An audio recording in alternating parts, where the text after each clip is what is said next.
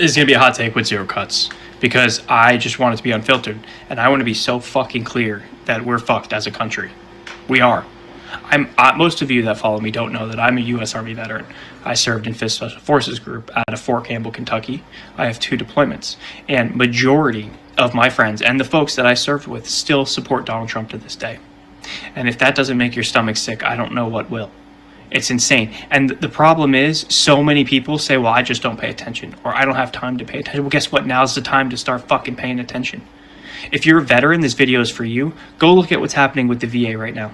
Go look at what's happening with VA services, right? I haven't gotten paid from the VA, and they owe me money. I haven't gotten paid in over a month, and they just keep telling me it's an administrative delay. That's what they keep telling me. It's bullshit. He cut off funding.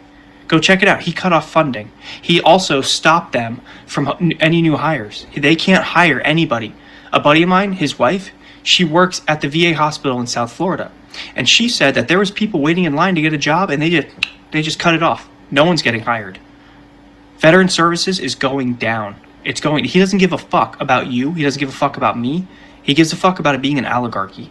Take that a step further, okay? If you served in the Army, this motherfucker, his press secretary just said yesterday, that the U.S. Constitution is unconstitutional. What the fuck does that even mean? How can it be unconstitutional if there's not a constitution to bounce it against?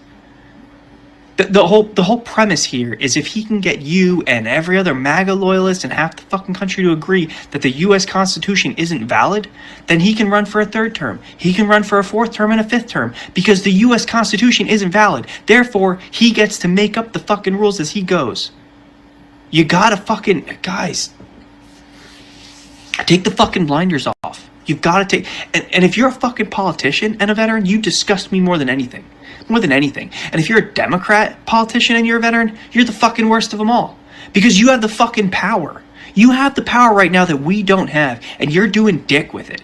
You're just sitting there. Like, what the fuck are you doing? Get your head out of your fucking ass and do something. You guys are supposed to hold the line. And when you can't, this whole fucking thing becomes chaos. It becomes chaos. And then it turns to the citizens. And you don't want that. And we don't want that. And nobody fucking wants that. Now you got Canada saying they're going to cut off power to all the red states. Jesus, they have the fucking ability. And he says, too bad, I'm not backing down on tariffs. Let's see what happens in the next 6 months. You think he's going to do well for the economy? He just said, well, you're going to have to suffer for a little while, but Americans will understand when prices go up. They'll understand. That's what your boy Donald Trump just fucking said. He said that.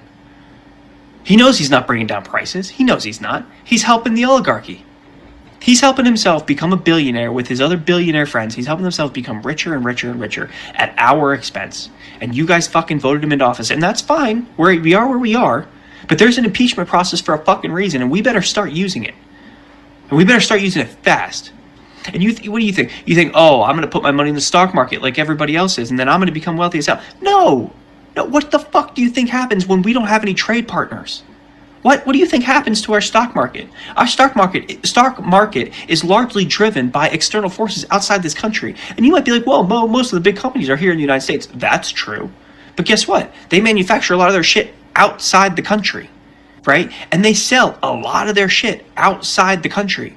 And what happens when we put tariffs on everything and then other countries retaliate with tariffs and then we can't sell our shit outside the country and we can't manufacture our shit outside the country without bringing it in for a massive fucking cost. Oh yeah, maybe we'll bring some jobs back, sure. But then it's still a massive fucking cost.